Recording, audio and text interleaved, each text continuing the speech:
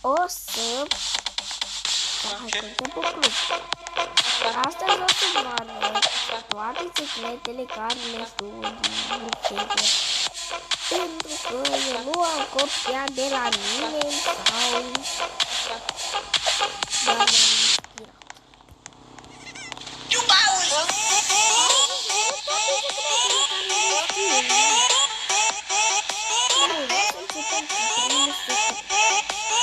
Mergem la primărie și nu ți se pare nimic ciudat aici. Dar dacă o să spargi safe-ul, o să te bagi în asta ca să nu te găsească poliția. Da. Acum, hai să mai mergem. Nu ți se pare nimica? Uite aici că e ciudat. Dar aici de aici o să ne facem blocaj de la primărie. Dar o să spui, Daria, dar cum ne facem noi bogați de aici? Da, uite, avem un buton. Apăsăm acest buton. Apăsăm acest buton verde și se va deschide o ușă. Și urcăm aici sus. Și ne facem bogați. Uitați câți bani avem aici. Să dau drumul la bani. Să curcă, dar nu pot. Da. Acesta a fost al doilea secret. Hai să mergem. Aici în biroul primarului. Nu ți se pare nimic greșit deloc. Dar mergem și strângem becul. Și deja s-a văzut. Aici cred că primarul îi mulțumește acestui oameni. Avi 12. La cine, Doamne, mai sună? Că eu nu merg la casă. Ei, mă rog. Hana Ahom O N T A Beguliță F I Z Z I Fizi Pine Chloe 678. Da, foarte ciudat, dar hai să ne mai uităm. Doamne, nu pot să aprind becul ăsta. El nu pot lasă. Dar aici nu mai știu nici eu nimic.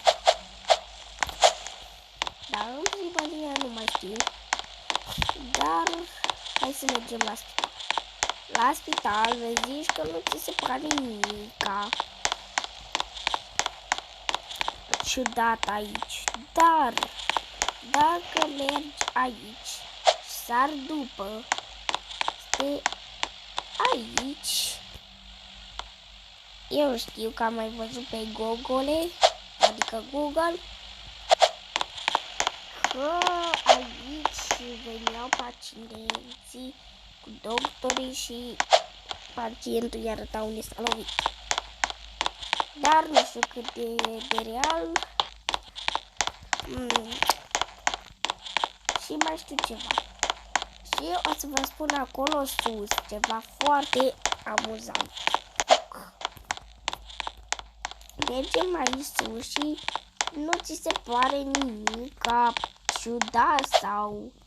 Dar uitați, intrați pe aici și credeți că e casa unui zombie. Da, chiar este casa unui zombie. Eu pe o prietenă de-a mea am o prietenă care fac eu karate, cam Roblox în fiecare seară, aproape în fiecare zi, care eu sunt un zombie care mă cheamă Sorin. Dacă mă vezi, un abonat dacă mă vede că eu sunt Sorin, să-i spună bine, nu e altcineva. Și eu păcălesc că sunt un zombie. Și Ianis în 2021 nu și-a dat seama că eu sunt de fapt acel zombie. Hai să ne mai dăm că vedeți că la asta cum se cheamă, la pompieri nu ați văzut nici măcar un secret. Uite că veniți acum. Deci mergeți la pompieri. Vă luați o scară.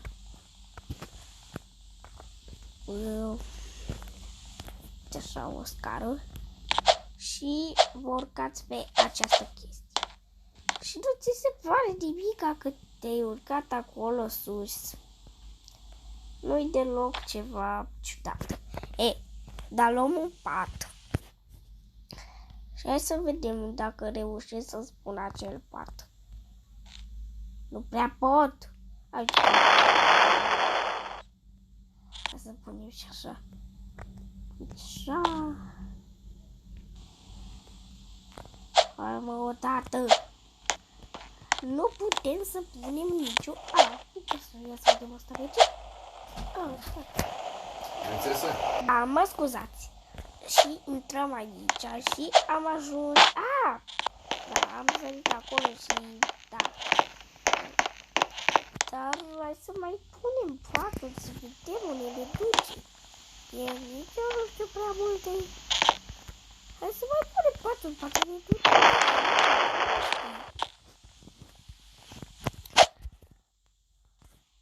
Hai să punem noi pat. Uite că am pus. Hai să vedem unde duce. Nu că l-am pus. Ia vedem unde ne duce acest pat. Da, adică era. Eu vreau să încerc să pun, eu nu video. Să încerc să pun chiar aici. Să vedem unde ne duce chestia asta. O să... nu, n-am pus bine. Facem uite așa și spunem... Da, nu ne reușește, așa că hai să continuăm cu secretele noastre. Bun. O să mergem la poliție.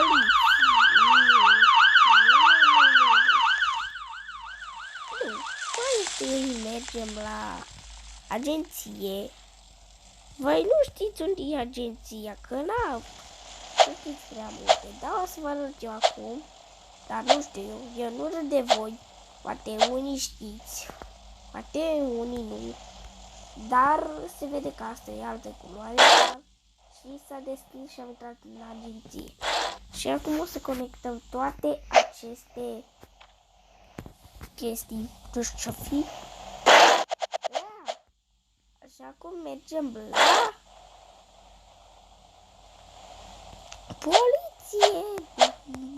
poliție. Hai să mergem la poliție.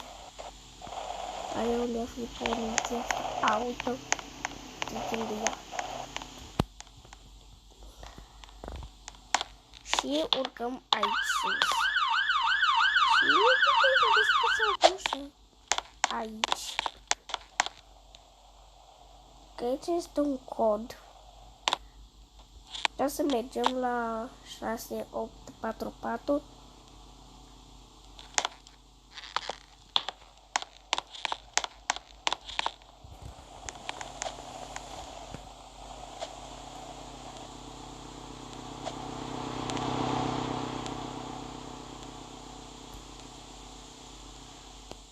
Și am ajuns la film.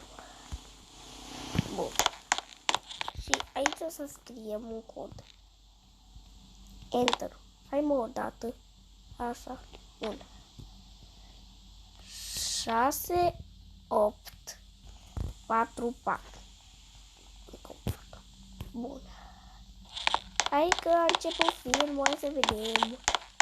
Ce ne arată? Uite, ne arată pe domnul Brookhaven cu soția lui și cu bebelușul. Stai că nu vreau să stau așa. Așa. Da. Da, este într-o casă și a scos bebelușul. E un băiat, cum se vede. A mers cu elicopterul. Hai să vedem, casă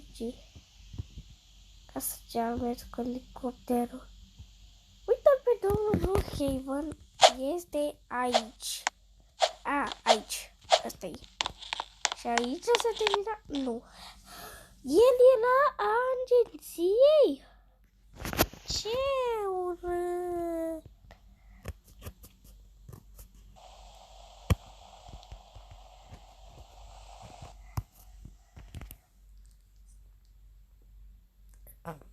Să ne mai dăm înapoi. S-a dus. Asta e o casă de militari. Eu în partea lui că era la netinție. Da. Și ce-a făcut prietenul lui? Hai să băgăm și mai în față. Pune pe jos. Noi mai bine. Așa, am plecat apoi cu toată armata, văd. Și s-a dus la el acasă, în pod, aș vrea tot ce secret. Imediat. Și a plecat cu cine? Cred că cu soția lui și cu bebelușul. Undeva, dar unde? Să ne uităm noi unde au plecat ei. De ce aveau casă la mare?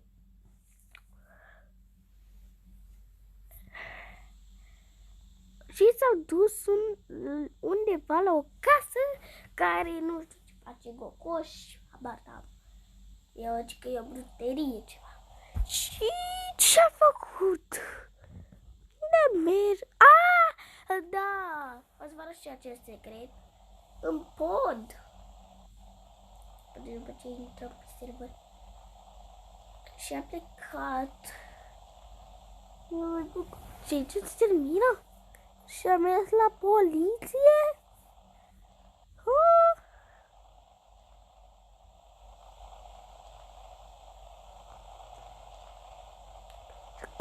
Și apoi a mers să prezinte la mall, acolo unde se face...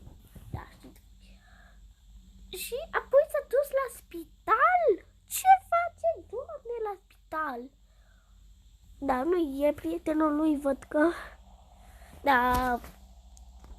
Și l-a arestat pe domnul Brookhaven.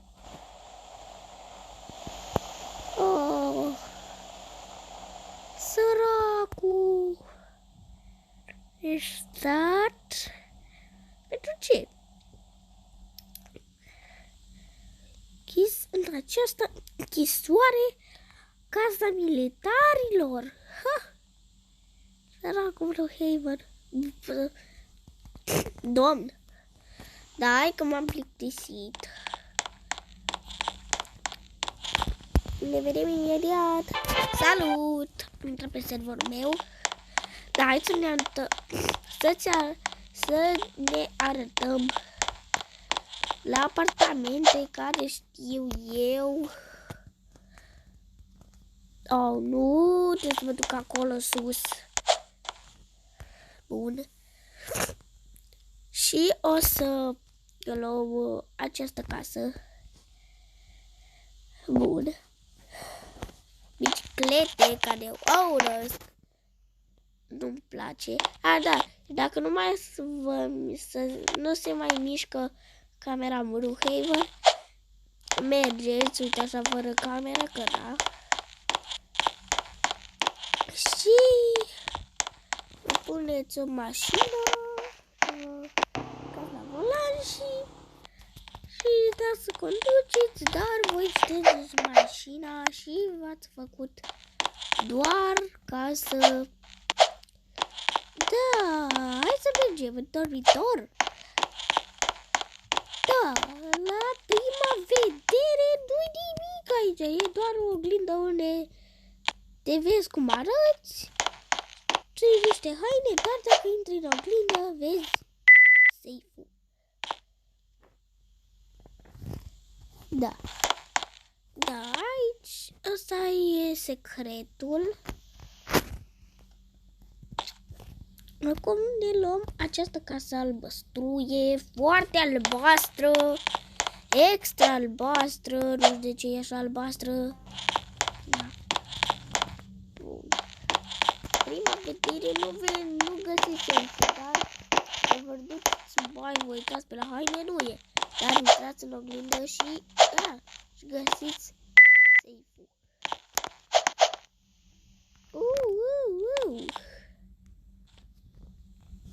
Bun. Hai că mai avem încă o dată. Termină vlogul aici.